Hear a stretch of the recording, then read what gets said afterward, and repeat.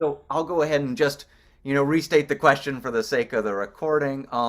Talking about the site, we got that news back in January that there were three low volume leaks. And, just to put the question to you again, what can you tell us about what's going on with the site, if it's leaking and if it's stable right now? The only information we have basically is what's being provided by the state, the Florida Department of Environmental Protection. So, and one of the reasons for that is because of the ongoing litigation that we have has been stayed for 6 months. So the plaintiffs have no ability to go on site to Piney Point to verify that FDEP is saying the right thing. We were hoping in our oral arguments that the administrative law judge would allow us to go on site and get a sample of the liner as well as a sample of the wastewater that was in the leaking stack, because that's going to be the first water that will be deep well injected. And they're basically saying that it's not hazardous, and we have to only take them on their word for that. So that's kind of where we're at with the litigation. It's ongoing. But right now, we don't have any court order that allows us to go on site to verify that what the Department of Environmental Protection is putting out as information is accurate, which is unfortunate. But the case has stayed for 6 months. After 6 months, the judge will reevaluate where things are. 6 months is a long time for Piney Point, especially when we're going through a hurricane season, and we'll have to wait and see whether or not the stay was a good idea or not. The reason mainly given for the stay was that we could not prove that there was a violation of law, which is kind of telling you how weak the regulations are in the state of Florida for phosphogypsum stacks. And because there was no violation of law, we could not prove that harm was being done. So therefore, the judge stayed the case, which is better than an outright dismissal that keeps us in the ballpark of being able to go back to the table and argue our points again after 6 months' time. But it's probably more like 4 months now because it's been a couple months. So whether or not the stack is leaking, again, all we can do is go according to what the Department of Environmental Protection is telling us. Right, that makes sense. And so especially now coming into hurricane season, one of the things we always kind of hear about at this time of year is, oh, well, if we get 6 inches of rain, we're in trouble, or 8 inches of rain, we're in trouble, or something like that. And I would assume, based on what you're saying at this point, we don't really have much knowledge of how much rain the system would be able to handle. Well, according to Scott Hopes, Manatee County administrator, that's kind of overseeing it for Manatee County, there's 24 inches of freeboard. So in other words, the stack can take in 24 inches of rain. And that sounds like a lot, but it's not, especially for Florida. And if we have to go through an entire rainy season and we get one significant storm event, that those stacks can fill up pretty quick. But that's not new. I mean, that's been going on for decades now. And so we just kind of keep our fingers crossed that we don't have a direct impact, but that's always a possibility. And I guess what I'd like to emphasize is that this is not a problem that's going away anytime soon. We're going to be dealing with this for, in my opinion, decades. And if you want to really take a look at the radioactive phosphogypsum, we're looking at it for centuries, if not generations to come. So I still have a lot of concerns. We know that the liner has failed once. What we don't know is what condition is that liner in. We only have an indication that it's already failed once, and there's no guarantee that it's not going to fail again. So if we get a lot more rain, we may see another catastrophic failure of that stack. The other thing that we have to take into consideration is that the engineers that are saying that the stacks are stable are hired by the state to evaluate those stacks. My concern all along has been if they empty out one of the three stacks, then the other two stacks could become destabilized. And then we, again, are looking at a catastrophic failure of a phosphogypsum stack that would devastate the entire region. So we might see evacuations again. Mother Nature is going to have a lot to say about what happens at Piney Point next. Right. And, considering that they are going to be pumping out and trying to deep well inject this material from the top of these stacks, I mean, the stack is still there, right? That's why you say that we're dealing with it for centuries and it's still going to be radioactive. And you're still going to have a liner on top of it because when it rains, you don't want it passing through the stack and getting down to the groundwater supply. So essentially, even if they pump out what's up there, we still have this stack here that is essentially a radioactive sponge that rain can go through. Yes, and unfortunately, federal law exempts phosphogypsum as a hazardous waste. That was one of the main points of our litigation, was that phosphogypsum is a hazardous waste. It should not be exempted. But again, we're not at the point where we can argue that. Hopefully we can get back in front of the judge and we can continue that argument, and he'll be a little bit more reasonable about it. Since the case has been stayed, the other main event that occurred was that the site has a conceptual closure plan that has been approved by the department. We looked at it extensively, submitted quite a few comments about it. The general takeaway is that it's conceptual. There's a lot of wiggle room as to what can happen. There's no agreed upon definition as to what does a closure actually look like, because one has never been closed permanently before. So this is going to be the first one that supposedly is going to be permanently closed, but yet we don't know what that is. We're also very concerned about the process of it being closed if they are successful in getting rid of the wastewater. Although it's not in the conceptual plan, the general thinking is that in order to fill up the ponds, they're going to place fly ash and then put a liner and then put dirt on top of it. And all of that's taking place within the next couple of years if everything goes according to plan. It's like we have one environmental disaster could lead to another. Fly ash is not something I would like to see be put into the stacks, but I think that economically is probably the way that they're going to fill up the stacks once they've been drained. So we have a whole new set of circumstances to contend with if they are successful in draining the stacks. And by all means, they need to drain the stacks.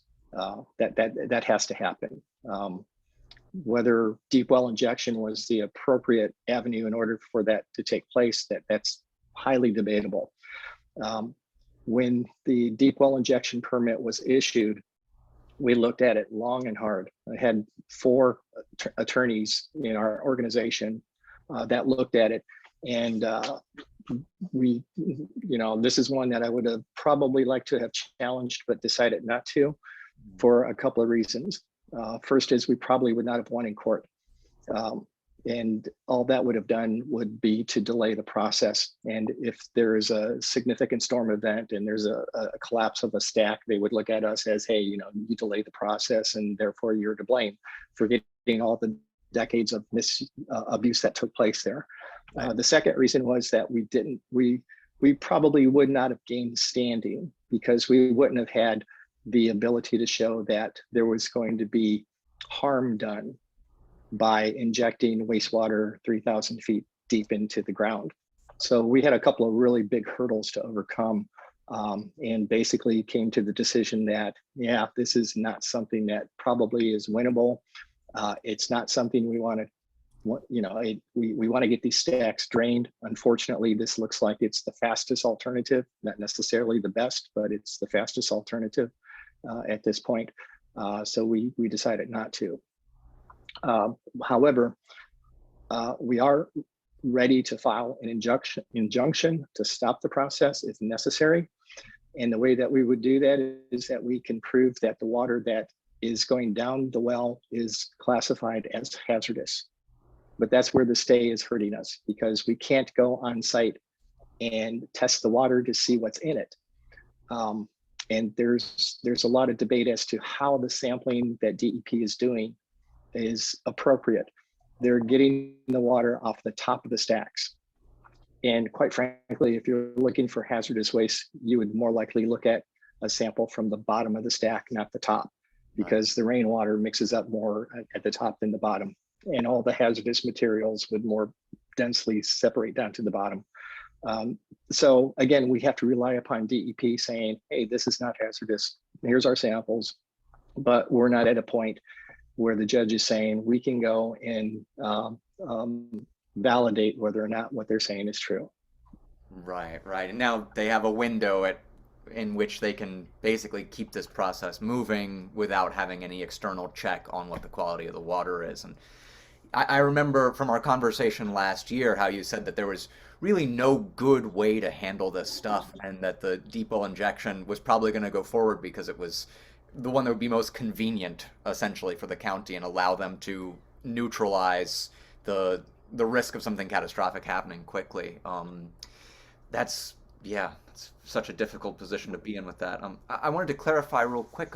What is fly ash? I'm not familiar.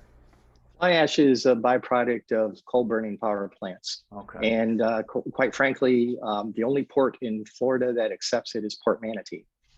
So very conveniently, the fly ash ends up going next to the port. There have been fires at the port in the last couple of years because it's stored there without a liner. And with the heat, it combusts, and they've had a number of evacuations of the workers as a result of fires from these fly ash piles that have been stored on site. And here's where regulation really needs to come into play. There is no regulation for fly ash storage in the state of Florida.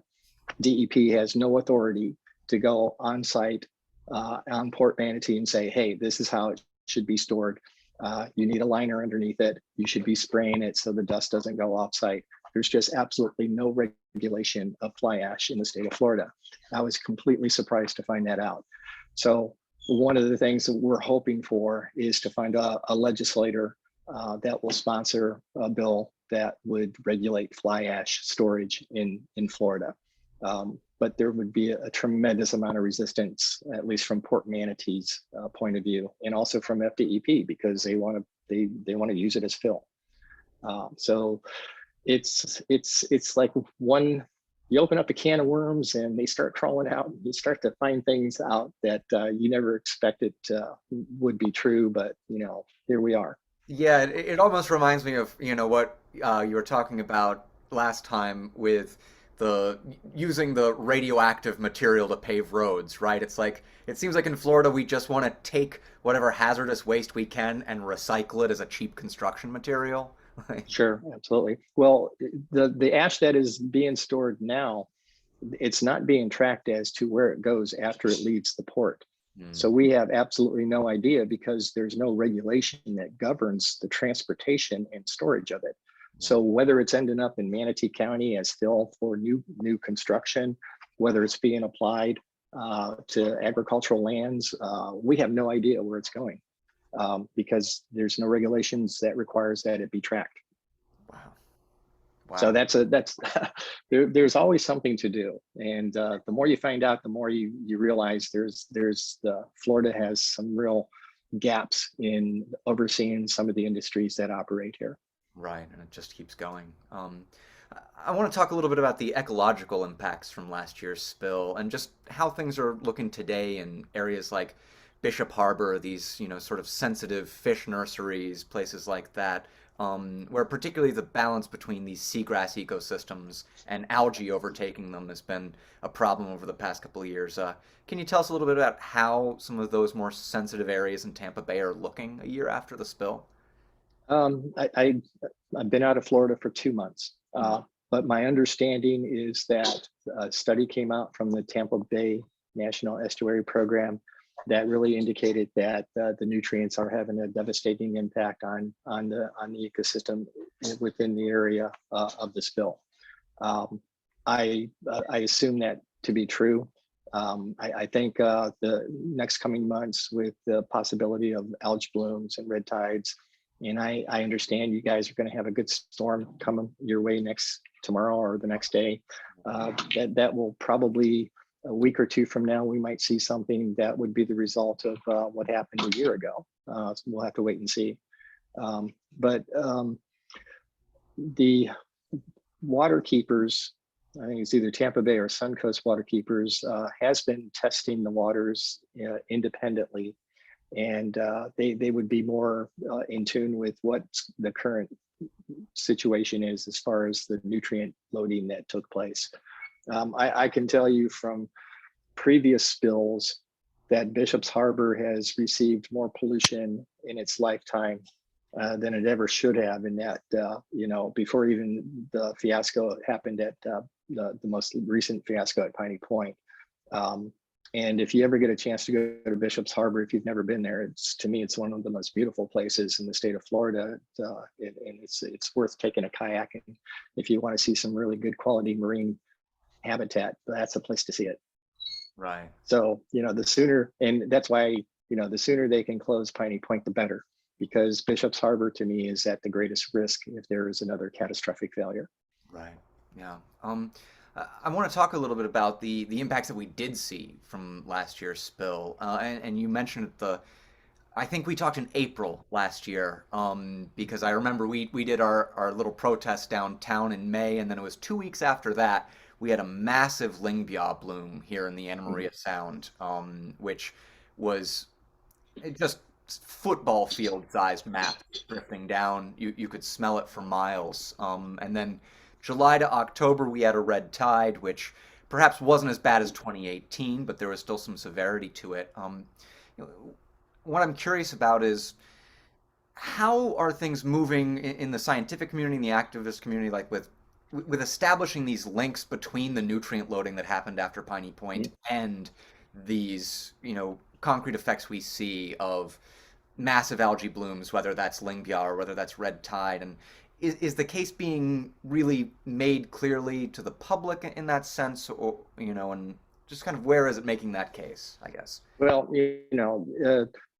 Piney Point is something we can point our finger at and say, this is what happened with the runoff, and this is where it went in, and this is when it happened. Right. What is very difficult of Tampa Bay and Sarasota Bay is that we have hundreds of private and public stormwater outfalls into these bay systems. Right. And this is the next avenue that we're pursuing right now as an organization, is that when permits are issued, these are called MS4 permits, large permits for large outfalls that are publicly owned. There is no requirement for monitoring of the discharge that goes through these outfalls. And it's a huge problem. It's not just Tampa and Sarasota Bay, but throughout the entire state. So Piney Point is one example of something we can point at and say, this is a potential cause of a problem. But the real concern I have is all these other hundreds of outfalls that are unmonitored, and without a collection of data, you don't know if there's a violation of a permit. And so if you can't prove that there's a violation of a permit, there's no enforcement. And that's what's happening throughout the entire state. So that's a great concern. We're looking, the same group that got together to do litigation against Piney Point, we're looking very hard at how MS4 permits are being issued in the state.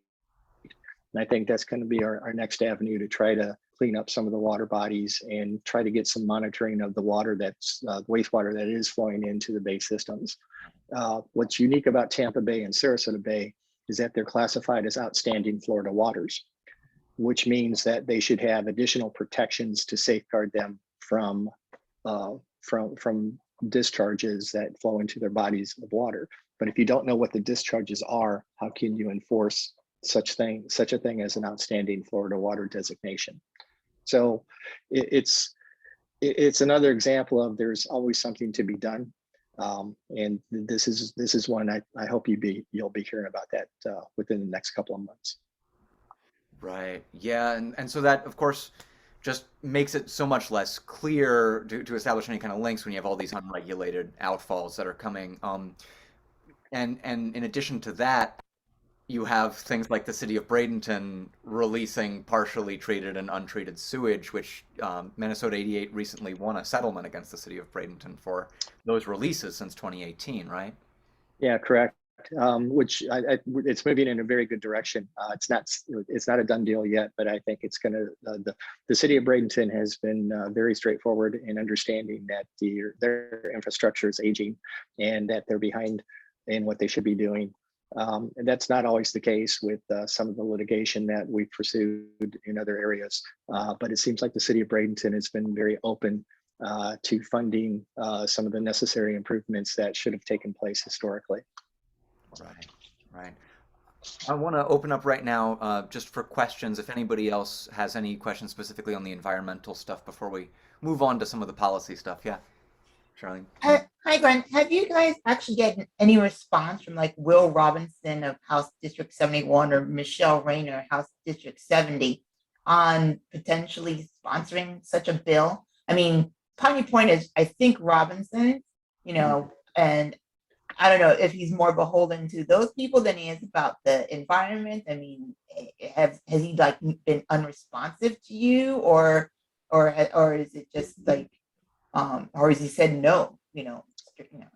Well, he hasn't said no. I guess the only thing I can say about Will is that, yeah, he does represent the district which Piney Point is in, so therefore he had to do something.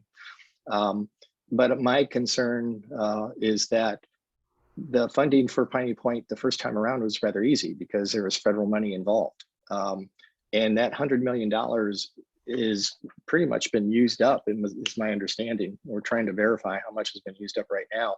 So that leaves the question in the next legislative session, where's the next 100 million going to come from? That's going to be necessary to continue to move forward with Piney Point.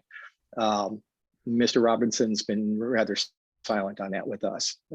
So I have real concerns about future funding of the closure of Piney Point. When it was in the news, there was a lot of interest. And I said back then, well, let's give it 6 months and see what kind of interest there is, because Piney Point has, been at the front page for a number of times, and then it just fades away. And I'm skeptical to think that this closure plan is going to be actually funded in a manner that meets their deadlines for what they're saying. But yeah, he's a gentleman that needs to be focused on in terms of future funding for the closure of Piney Point, because right now nobody knows where it's coming from. What about Jim Boyd? I haven't done anything with Jim Boyd. I don't know anything about Mr. Boyd. On the other level, federal level, it's Vern Buchanan is usually my go-to guy in terms of trying to get something done, and he's hit and miss. When he first came into office, I actually was an advisor for him for the environment, and he paid attention to me at the very beginning, but that's been years ago. So, but he certainly flew in for the photo op with that yeah. last bit there. Maybe time to poke him again. Yeah, he's good at doing that, as good politicians are. Yeah. Or I don't want to say good politicians, but politicians. Right. Capable. He's capable. So, could I ask a question? Of course, Have the residents been, the residents around Piney Point, have they been active in terms of trying to get something done?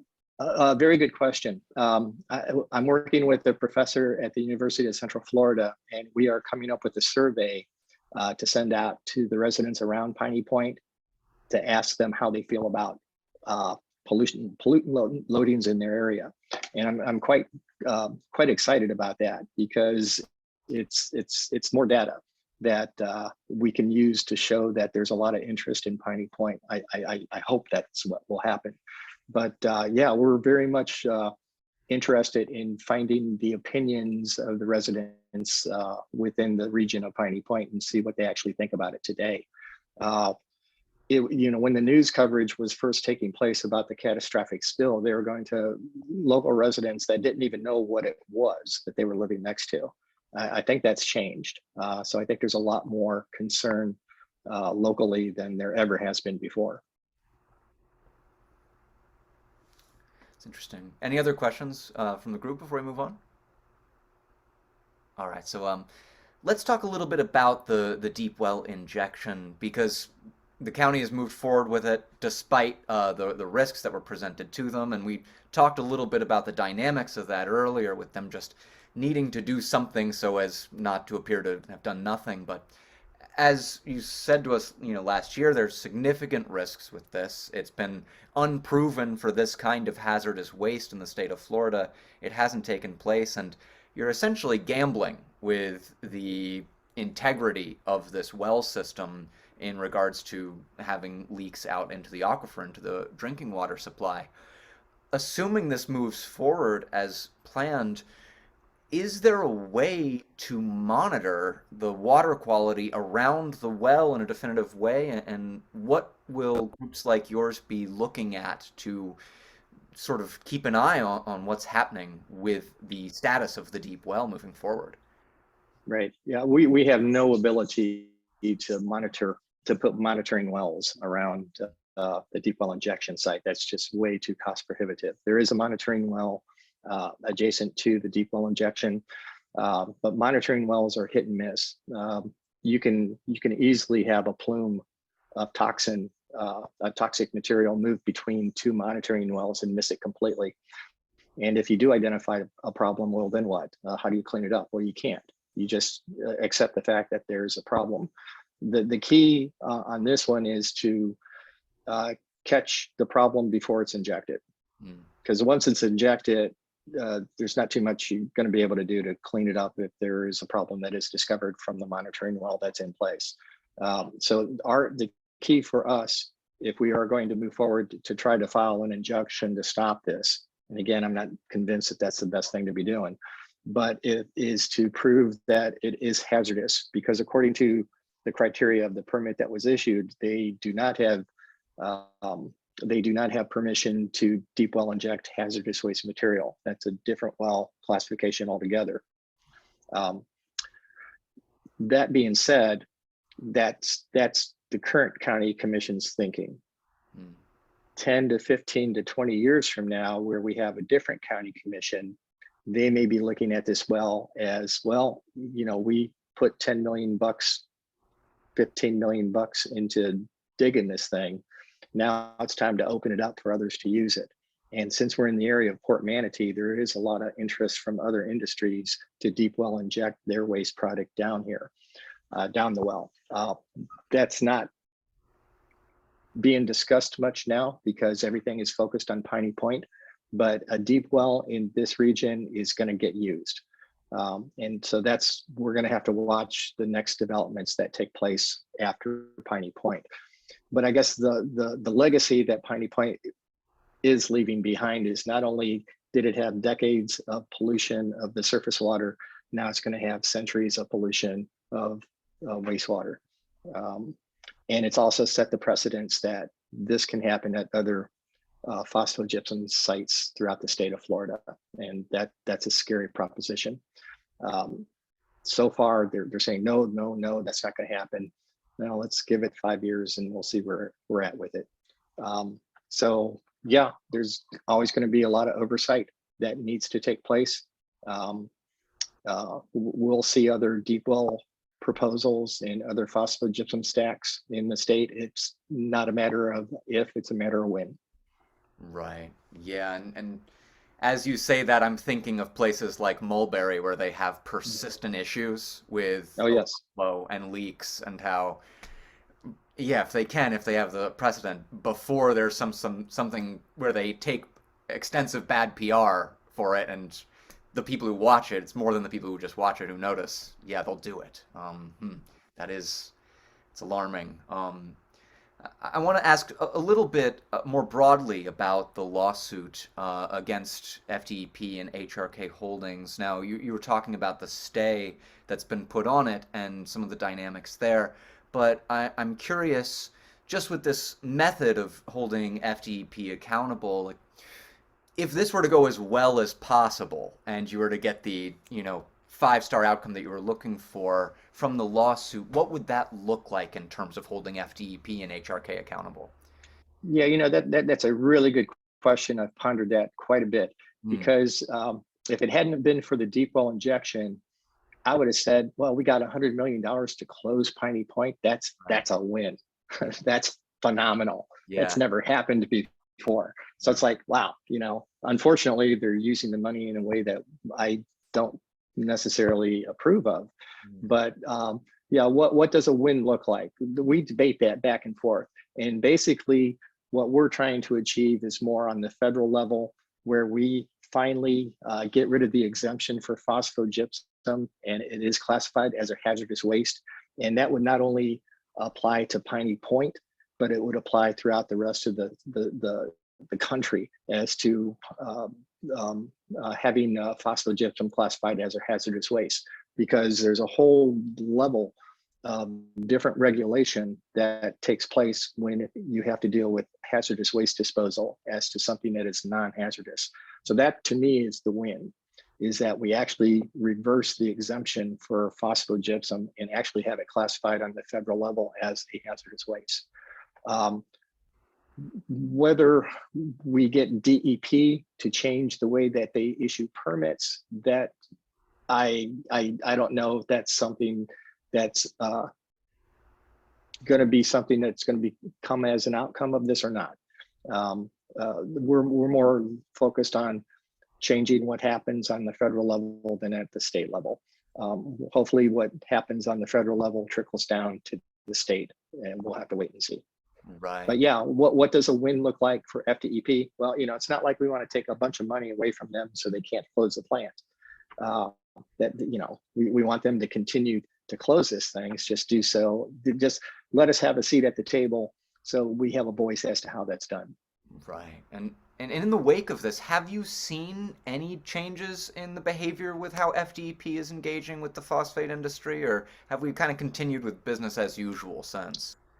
I can't really say that there's been a change in the way that FDEP has operates with it's more so the politicians than FDEP. I think maybe some of the local people local politicians have realized that they have a real problem here that needs to be addressed.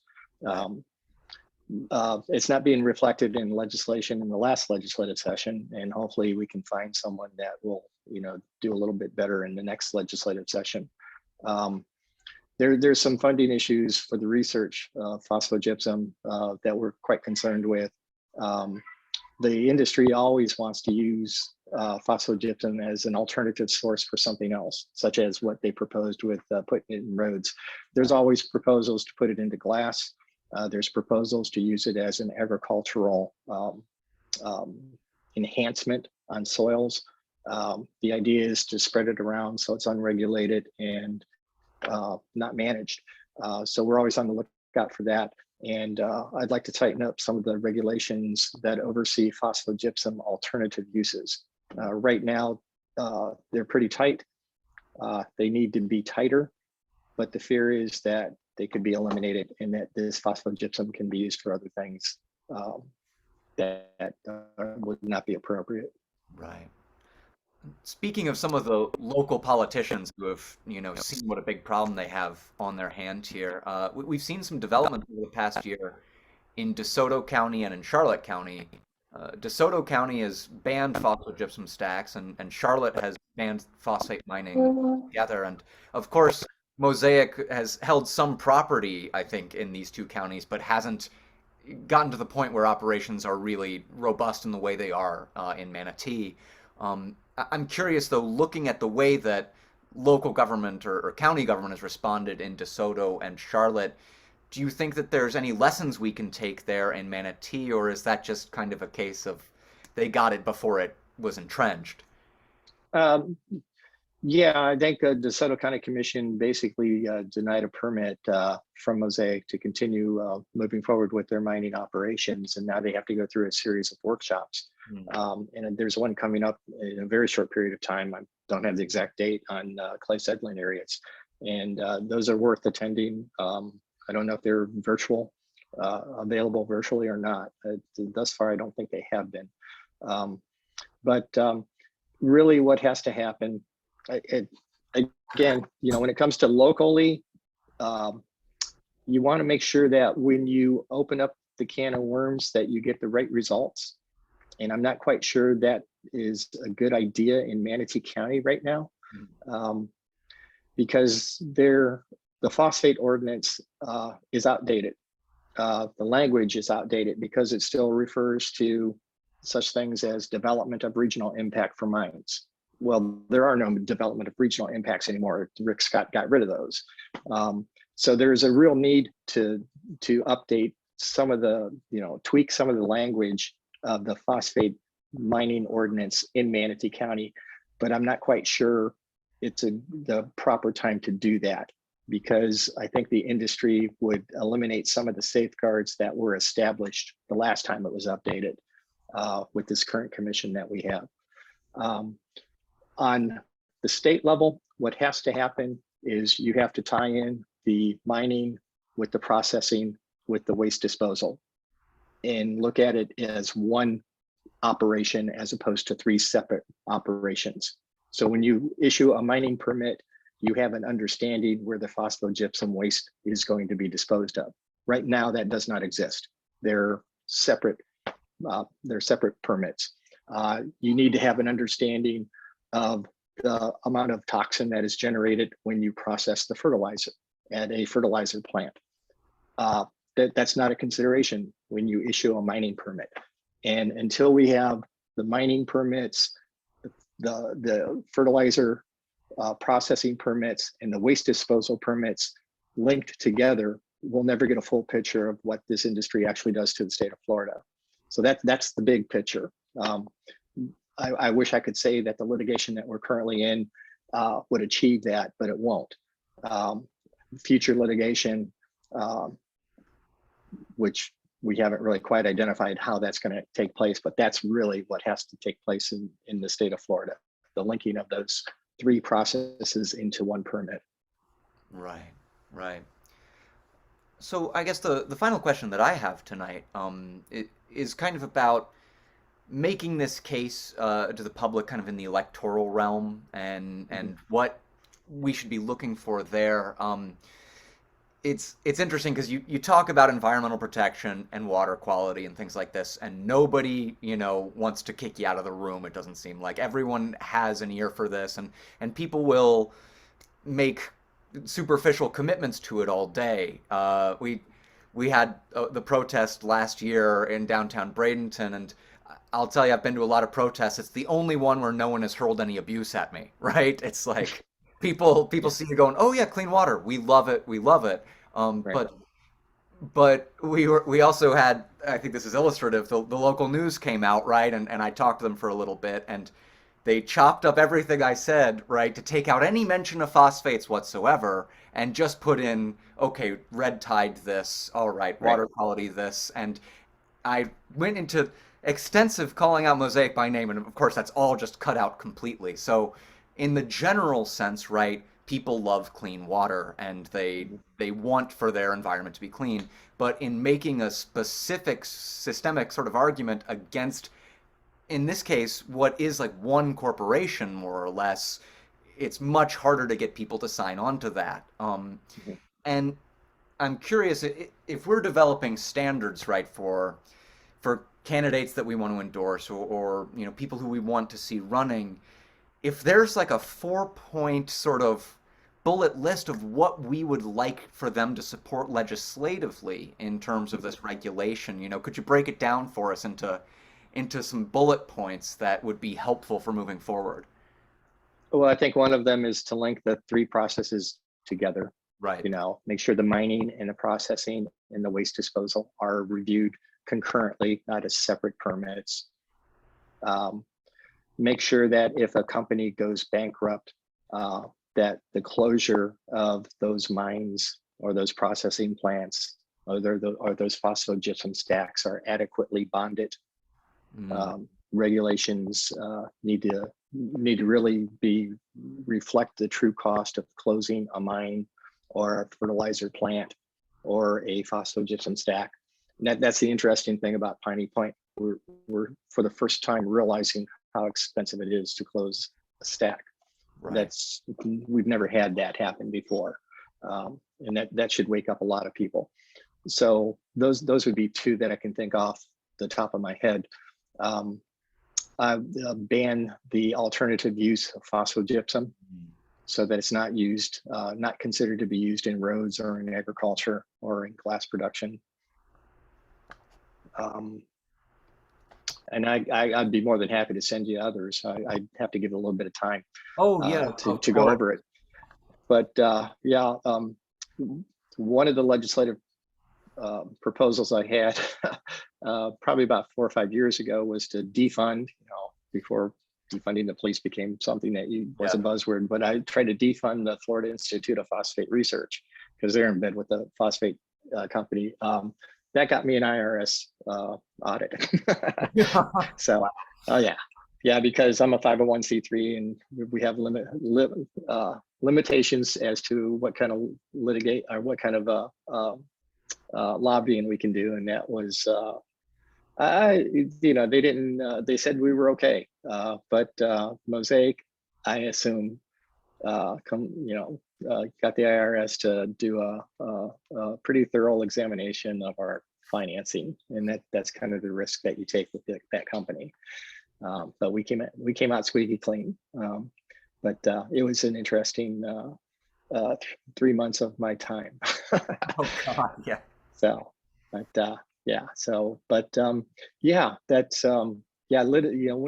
what you have to remember about legislation is that the other side is going to work extremely hard to defeat it or to change it in a manner that's going to benefit them.